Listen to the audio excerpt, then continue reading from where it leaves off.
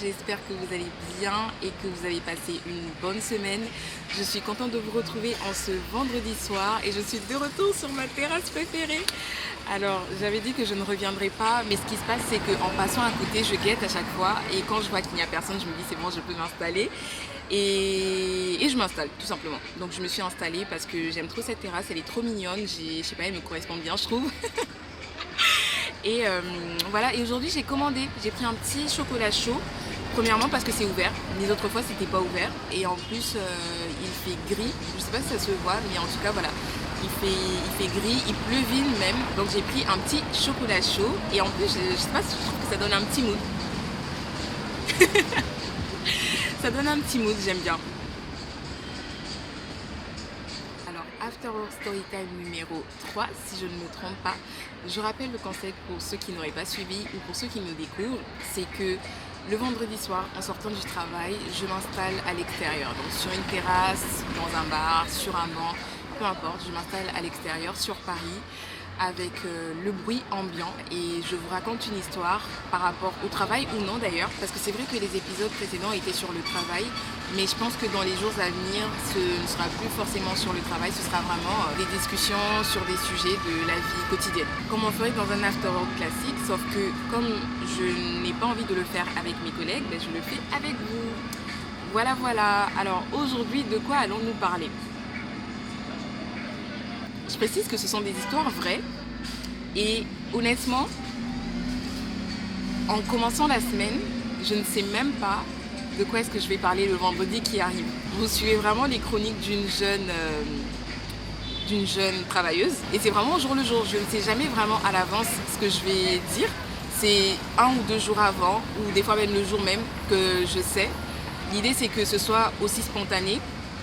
Les vidéos ne sont pas écrites, ne sont pas structurées et ça se ressent. Peut-être même que je devrais un peu plus les structurer.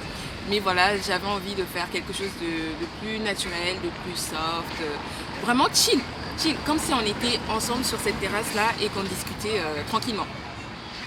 Alors aujourd'hui, on est à combien ? 3 minutes. Je fais des efforts. Je fais des efforts.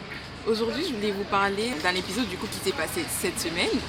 En fait, comme vous savez ou pas, j'ai commencé un nouvel emploi il y a quelques semaines. Et donc là, dernièrement, c'était la fin du mois. Et qui dit fin du mois dit paye. Et puis on va parler d'argent. Donc il dit fin du mois dit paye. Et donc moi j'attendais ma paye en fait. Parce que j'ai travaillé pendant un mois plein. Et j'attendais ma paye. Sauf que le 28 arrive, le 29, le 30, le 31, toujours rien. Là j'étais dans un dilemme, je me dis, est-ce que je demande ou pas ? Parce que d'un côté c'est à moi, j'ai travaillé, c'est mon argent, je le mérite. Donc il n'est pas encore là sur mon compte alors qu'il est censé arriver au plus tard le dernier jour du mois. Est-ce que je demande ou pas ? Mais d'un autre côté je me dis, faudrait pas que ça fasse la fille qui n'attend que son argent et qui ne pense qu'à l'argent en fait. Donc j'étais là, je me demandais, je demande ou pas, je demande ou pas. Au final, je me suis dit que j'allais demander quand même parce que faut que je vive en fait. J'ai quand même fait des projections avec cet argent et puis juste pour savoir, c'est mon argent au final. C'est mon argent, ça m'est dû, il m'est dû. Donc je me suis dit que j'allais demander. Et donc le premier c'était férié, j'ai pu demander le 2. J'ai fait un message à la personne qui s'en charge. Elle m'a expliqué qu'il y avait eu un oubli et que j'aurais mon salaire sous peu. Enfin bref. C'était un petit souci qui allait se régler, mais tout ça, vous commencez à me connaître, m'a forcément emmené à une réflexion qui est la suivante. Pourquoi c'est gênant de réclamer son argent ? Parce qu'en soi, on sait tous que l'on ne travaille pas gratuitement, on travaille pour avoir un salaire. Une fois que tu as travaillé ton salaire, t'es dû. Mais pourquoi ça peut paraître gênant ? Je mets entre guillemets, parce que c'est gênant, mais ça ne devrait même pas l'être. Pourquoi ça peut paraître gênant de dire « excusez-moi, c'est quand que je serai payée » en fait. C'est dommage que l'on soit dans un contexte dans lequel l'argent est tabou alors que concrètement tout le monde l'utilise, tout le monde en a besoin, tout le monde travaille pour en gagner, tout le monde veut toujours en gagner plus. Mais on se regarde comme si non, moi j'ai pas besoin d'argent, moi je recherche pas mon argent. Et quand j'étais dans mon dilemme là, honnêtement je me disais, je sais que je l'aurai, je vais pas demander parce que je ne veux pas qu'ils se disent que je suis en galère. Mais en fait, c'est même pas une question de galère ou pas galère, c'est une question de c'est ton dû. Pourquoi c'est gênant ? Si c'était autre chose, je pense pas que j'aurais autant réfléchi que là. Est-ce que vous êtes à l'aise avec le fait de demander votre argent. Et en plus là c'est le salaire, c'est même pas comme si tu dois demander à quelqu'un de te prêter. Encore si c'est demandé pour emprunter, je peux comprendre que ce soit gênant parce que ça montre que tu es dans le besoin. Du coup tu dois demander à quelqu'un d'autre de te dépanner. Mais là c'est à toi. Dites-moi si vous aurez été gêné de demander quand est-ce que vous aurez votre salaire ou pas. Au final, j'ai demandé et j'ai réalisé que c'était même pas si gênant que ça, au fait. On m'a juste répondu, voilà, il y a eu une erreur. Ah oui, par contre aussi, je me suis dit, là où il y a vraiment un problème, je me suis dit, ils se sont rendus compte qu'il y avait eu un oubli, qu'il y avait eu une erreur, mais ils ont attendu que je puisse demander pour me tenir au courant. Est-ce que c'est pas pour le même problème, justement? Ils n'osaient pas me dire par rapport à ton salaire, etc. Donc ils attendaient juste que je... Enfin, en fait, c'est comme si inconsciemment on s'attendait. Personne n'osait aborder la question, personne n'osait demander. C'est vraiment trop bizarre. C'est vraiment trop bizarre. Enfin voilà, moi personnellement je suis pas gênée. En fait, en soi, je vous explique ma position. Dans l'absolu, je ne suis pas gênée de parler d'argent. Vous pouvez me demander mon salaire, je pourrais très bien vous le dire.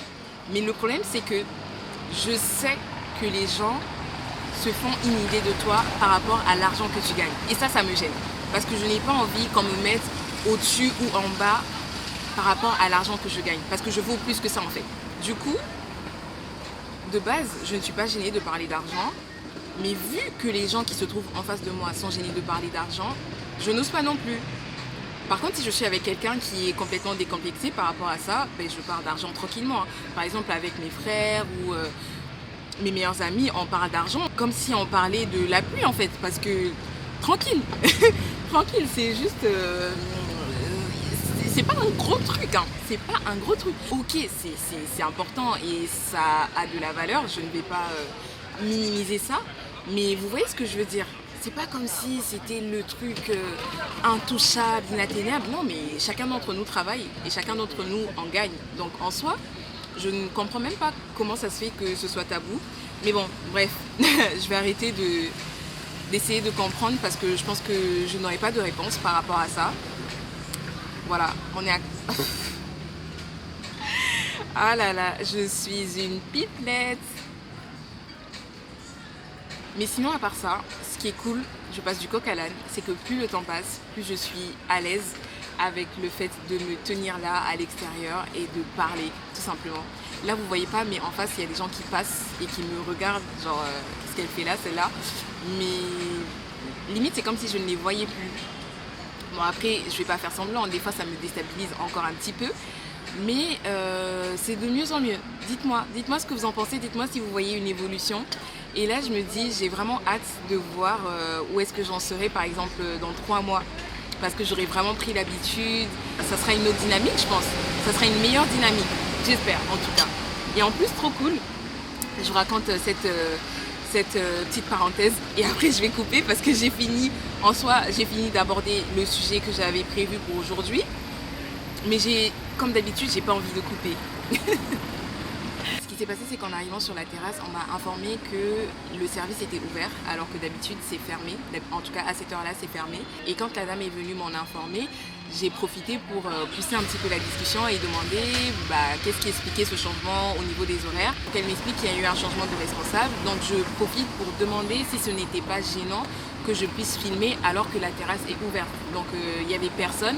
Mais potentiellement, il y a des clients qui pourraient arriver entre temps, donc je lui demande si c'est gênant ou pas, et elle me dit que non. Et en plus, elle me demande alors c'est quoi que tu fais comme vidéo tout de suite. Mais déjà, j'ai trop aimé parce qu'au départ, on se vous voyait. Mais une fois que j'ai demandé est-ce que c'est gênant que je puisse sortir ma caméra, etc. Et elle m'a dit que non, donc j'ai commencé à m'installer. Elle me demande c'est quoi que tu fais comme vidéo et tout. Après elle me dit c'est trop cool. Elle m'a même fait une petite tape comme ça et j'ai trouvé ça trop mignon et trop sympa parce que c'est vraiment quelque chose qui intrigue et qui amène de l'intérêt. Le fait de se filmer comme ça, de se mettre en avant, ça emmène vraiment de l'intérêt. Je sais pas comment expliquer, mais j'ai bien aimé, j'ai bien apprécié cet effet-là en fait. Tout de suite, il y a eu cette décontraction dans notre interaction et j'aime trop. J'aime trop mon expérience. Franchement, j'aime trop mon expérience sur YouTube, j'aime trop mon expérience sur les réseaux sociaux en général. Ça me fait m'ouvrir, ça me fait ouvrir mon esprit, ça me fait m'ouvrir aux gens, ça me fait comment dire, m'épanouir dans mes interactions avec les personnes. Et j'aime trop en fait, j'aime trop. Donc voilà, je vais couper la vidéo parce que comme d'habitude, je me suis encore trop étalée. Mais on aime, je suis sûre que vous aimez. Je suis sûre que vous aimez. Sinon, vous ne reviendrez pas. Si vous revenez, ça veut dire que vous aimez. Et moi aussi, j'aime. C'est pour ça que je reviens. Je vous fais des gros bisous et je vous dis à la semaine prochaine. Prenez soin de vous.